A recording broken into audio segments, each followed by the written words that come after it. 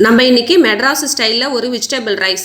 இது டேஸ்ட் அவ்வளோ சூப்பராக இருக்கும், டிஃப்ரெண்ட்டாகவும் இருக்கும். உங்கள் வீட்டு குட்டீஸுங்களுக்கு நீங்களும் இந்த மாதிரி செஞ்சு கொடுங்க, விரும்பி சாப்பிடுவாங்க.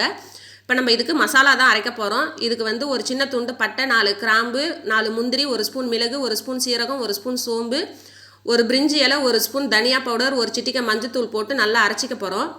இதுக்கு வேறு எந்த மசாலா பொடியும் சேர்க்க போகிறது கிடையாது, அந்த ஒரு மசாலா பொடி தான். இப்போ ஒரு மிக்ஸி ஜாரில் ஒரு வெங்காயம், ஒரு தக்காளி, ஒரு கைப்பிடி அளவுக்கு புதினா, ஒரு கைப்பிடி கொத்தமல்லி, காரத்துக்கு ஏற்ற மாதிரி பச்சை மிளகாய் சேர்த்து அரைச்சிக்கலாம். இப்போ ஒரு குக்கரில் 2 ஸ்பூன் ஆயில் சேர்த்து அரைச்சி வச்சிருக்கிற வெங்காயம் தக்காளி விழுத பச்சை வாசனை போகிற வரைக்கும் வதக்கிக்கலாம். இப்போ பச்சை வாசனை போனதுக்கப்புறம் நம்ம வெஜிடபிளை சேர்த்துக்க போகிறோம். நம்ம இது வந்து வெஜிடபிள்லையும் செய்யலாம், சிக்கன்லேயும் செய்யலாம், மட்டன்லேயும் செய்யலாம். டேஸ்ட் அவ்வளோ சூப்பராக இருக்கும். இது வந்து லஞ்ச் பாக்ஸுக்கு ஏற்ற ஒரு ரெசிபி. இப்போ காயெல்லாம் வதங்கினதுக்கப்புறம் அரைச்சி வச்சிருக்கிற மசாலாவை போட்டு நல்லா கிளறிக்க போகிறோம். இது வந்து சீரக சம்பா அரிசியில் செய்கிறதோட்டு நான் ஏற்கனவே 20 நிமிஷம் அரிசியை ஊற வச்சுருக்கிறேன். 1க்கு 1.25 கிளாஸ் தண்ணி சேர்த்து அரிசி சேர்த்து தேவையான அளவுக்கு உப்பு போட்டு 2 விசில் வச்சு எடுத்தோன்னா நமக்கு வெஜிடபிள் ரைஸ் ரெடி ஆகிடும். உங்கள் வீட்டு குட்டீஸுங்களுக்கு நீங்களும் செஞ்சு கொடுங்க.